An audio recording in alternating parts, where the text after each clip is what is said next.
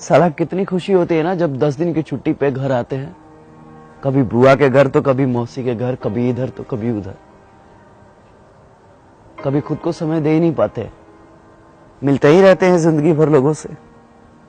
लोगों से मिलने के चक्कर में कभी खुद से मिल ही नहीं पाते हम। फौज में काम करते करते हम इतने सिंसियर हो जाते हैं कि पब्लिक ठगना स्टार्ट कर देती है। 10 का सामान 20 रुपए में बेचते हैं दुकान वाले। कनपट्टी के पास 6 बाल देखे नहीं कि सामान का रेट बढ़ जाता है, क्योंकि वे जानते हैं कि ये फौजी लोग हैं, बार्गेनिंग करना नहीं जानते हैं। और सच कहें तो हमने कभी मोल भाव करना सीखा ही नहीं। बस हर सिचुएशन में एडजस्ट कर लेते हैं। जो दोस्त हमें दोस्त समझते थे, आजकल वो हमें कैंटीन समझने लगे। लीकर कार्ड और दारू से ज्यादा हमें किसी ने समझा ही नहीं। एक तो कभी किसी का फोन नहीं आता है, और फोन आता भी है तो सिर्फ ग्रोसरी आइटम के लिए। किसी को फेयर लवली चाहिए तो किसी को हॉर्लिक्स, तो किसी को अमेरिकन टूरिस्ट का बैग, और किसी को स्पोर्ट शूज।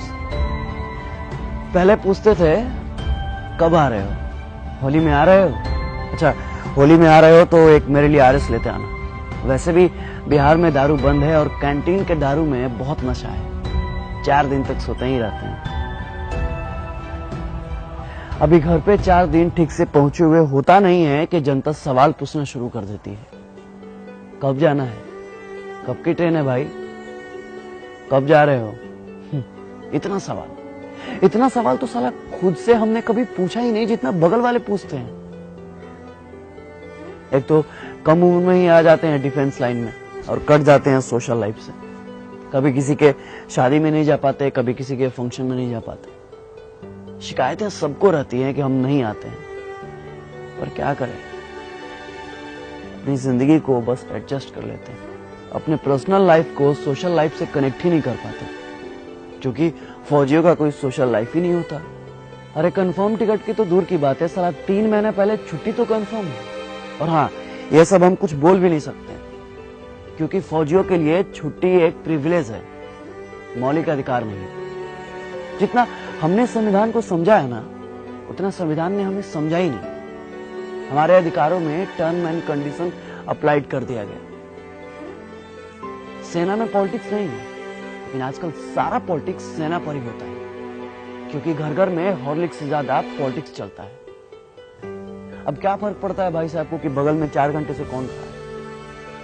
जब कंफर्म सीट नहीं मिलता ना साहब, तो बाथरूम के बगल में कहीं भी सो जाते हैं। कहीं भी मतलब कहीं भी। ऐसे तो हमने कई बार अपने कंफर्म सीट पे लोगों को जगह दी है, अपने साइड लोअर को मिडिल अपर सेक्शन भी किया। कई बार तो हम खड़े भी हो जाते हैं, मगर दिमाग नहीं लगाते, जज्बात को समझते हैं। आपको क्या पता है कि सुबह 10 बजे जब बिना लंच कराए शाम 4 बजे पुरानी दिल्ली से तिनसुकिया जाने का ऑर्डर आता है, तो ये भी नहीं पता होता है कि ट्रेन है या नहीं है, तो समय है या नहीं।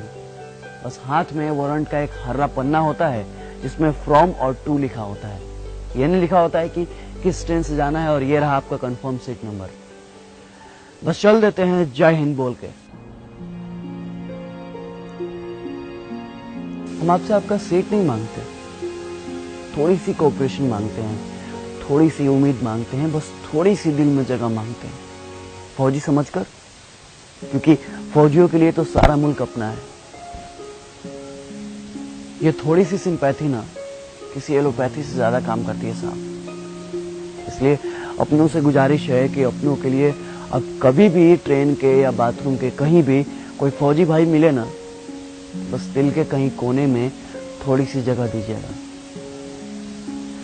जय हिंद, जय Bharat. If I die in a war zone, box me up and send me home. Put my medals on my chest till my mom